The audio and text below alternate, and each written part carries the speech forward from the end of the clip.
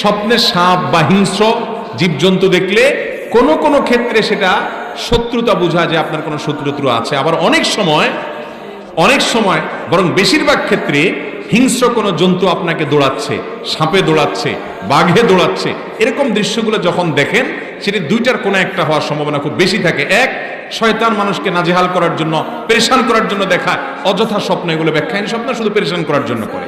আবার অনেক সময় কারোর যদি ব্ল্যাক ম্যাজিক করা হয়, কালো জাদু করা হয়, দুষ্ট জিনের উপদ্রব ভয়ঙ্কর ভাবে কারোর উপরে থাকে, তখন স্বপ্নে এগুলো দেখে। বিশেষ করে অভিজ্ঞ রাকি যারা ঝাড়ফুঁক করেন, তাদের অনেকের অভিজ্ঞতা এবং তাদের অনেকের অ্যানালাইসিসের আলোকে আমি এটি জানিছি যে অনেক সময় আমি পরীক্ষিত দেখেছি অনেকে যে ব্ল্যাক ম্যাজিকের রোগী, সে এই স্বপ্নগুলো বেশি দেখে। তো এই জন্য এগুলো থেকে বাঁচার জন্য সকাল সন্ধ্যার দোয়া খুব বেশি ইহতেমামের সাথে পড়তে হয়।